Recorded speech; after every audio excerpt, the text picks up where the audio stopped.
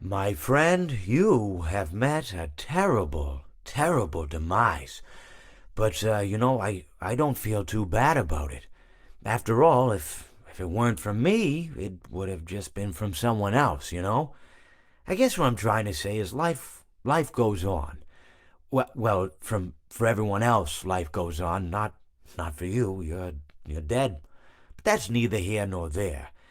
It reminds me of one summer day in the park. I was having just a delightful picnic with my good friend Orville. And I said to him, I said, Orville, I have a story. And he said to me, what's the significance of the story? And I said to him, Orville, not every story has to have significance, you know? Sometimes a story is just a story. If you try to read into every little thing and find meaning in everything anyone says, you'll just drive yourself crazy. Had a friend do it once. Wasn't pretty. We talked about it for years. And not only that, but you'll likely end up believing something you shouldn't believe and thinking something you shouldn't think or assuming something you shouldn't assume, you know? Sometimes, I said, a story is just a story. So just be quiet for 1 second of your life and eat your sandwich, okay? Of course, it was only then I realized I'd made sandwiches, and poor Orville was having such difficulty eating it. Elephants have those clumsy hands, you know. Actually, I suppose that's the problem. They don't have hands at all, do they?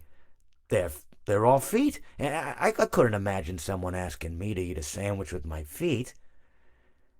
Now, if I recall correctly, there was a bakery nearby. I said to him, Orville, let me go get you some rye bread.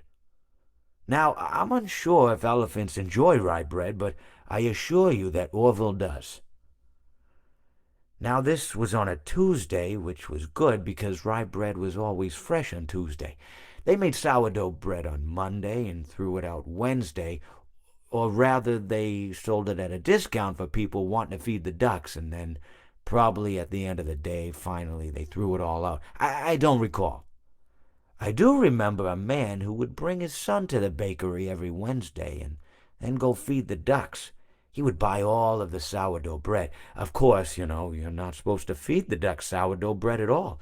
It swells up in their stomach and then they all die. At least that's what I've heard. I never saw any ducks die myself, but I did notice a substantial decrease in the duck population over the course of a few years. I just never thought to stop the man and tell him that he was killing the ducks by feeding them sourdough bread.